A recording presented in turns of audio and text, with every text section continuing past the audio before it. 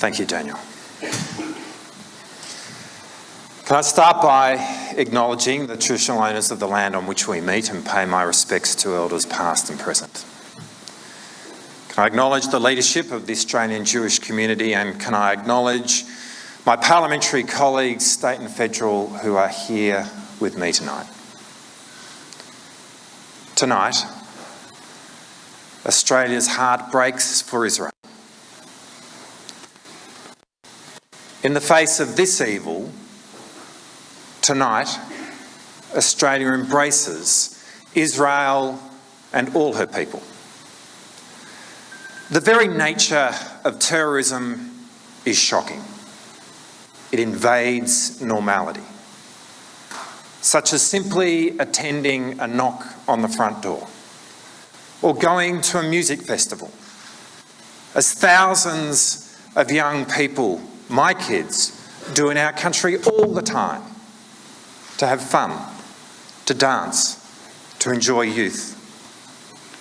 Indeed, when we think about the motivation of those young people who went to the Supernova Festival this weekend past to experience joy and friendship and community, it could not be further removed from what they then confronted in the face of Hamas: evil, extreme violence, and death. In the context of the expected normality, it is horribly unimaginable. And these were not combatants, they were innocents. And that makes this murder. Israel is a liberal democracy. She cherishes human rights and values freedom of speech, and in that, Israel and Australia are the same. But our connection goes much deeper than that. It was an Australian foreign minister who in 1947 drove the UN Special Committee on Palestine, which gave rise to the very creation of Israel. Dr. Evatt regarded it as the signature achievement of his public life, and he was inspired and he was supported by the Australian Jewish community at the time. And his contribution is scheduled to be immortalised by the naming of the Doc Evatt Room at Israel's National Library in Jerusalem next week. And what this says is that Australia was right there at the very start of Israel's remarkable journey. And it makes it all the more significant, the expressions of solidarity that we make with Israel tonight. It is so important that we do this. And in this moment, as we think about all that has happened, as we think about the evil that has been presented, we condemn Hamas in the strongest possible terms. At the heart of the relationship is the Australian Jewish community. It is you which transforms the relationship between our two countries from being one of the closest of friends to literally being family. And I'm acutely aware that for so many of you in this room tonight, there is a deep sense of anxiety about the safety of your family and your friends in Israel. And we are with you in hoping that they are all right. And we weep for the more than 700 who have lost their lives, and our thoughts are with the thousands who have been injured, and we fervently pray for those who find themselves now in the unspeakable position of being held hostage by Hamas in Gaza as we meet. And so we do condemn Hamas in the strongest possible terms.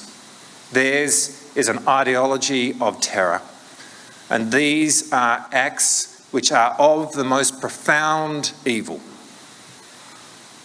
And as Israel acts to defend herself and to seek the protection and the liberation of her citizens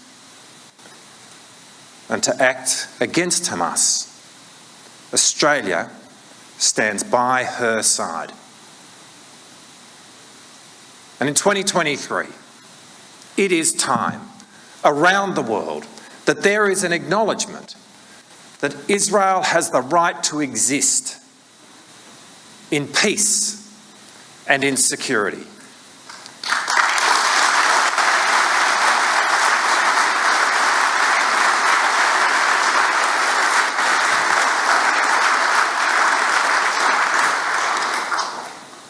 And as this right is asserted, our nation stands as one with all the people of Israel. Thank you.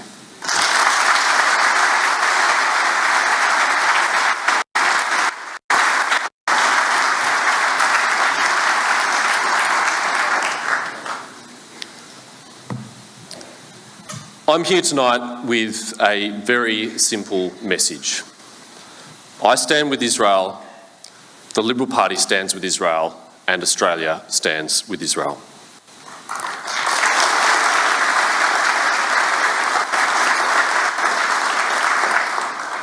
We will always stand with Israel, but more than that, we will stand with you, Australia's Jewish community.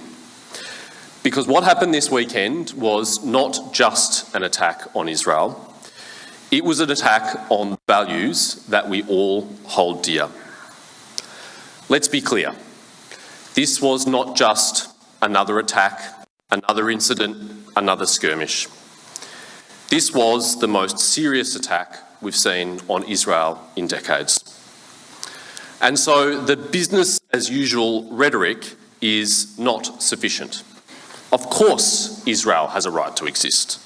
Of course Israel has a right to defend itself.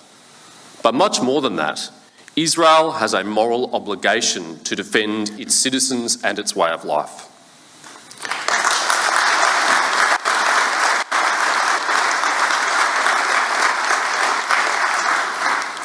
Friends, sadly, we know that in the coming days and weeks, the outpouring of goodwill and sympathy and support that we've seen around the world will be tested. Because Israel cannot live any longer with the existential risk of an event like this occurring again. The response must be decisive. And when that time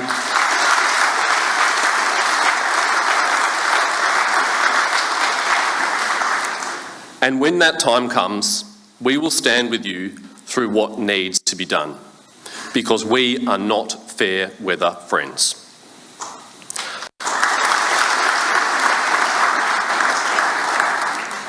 I know that many of you are fearful for the safety of the community here in Australia as well.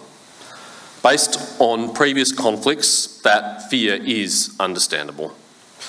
I want to assure you, though, that our law enforcement, security and intelligence agencies take these threats to this community seriously.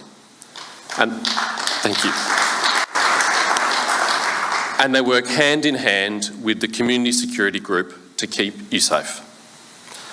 I want to leave you tonight with a sense of optimism. Israel has faced threats like this before. Israel is strong. Israel is resilient. Israel has friends, and Israel will prevail. Thank you.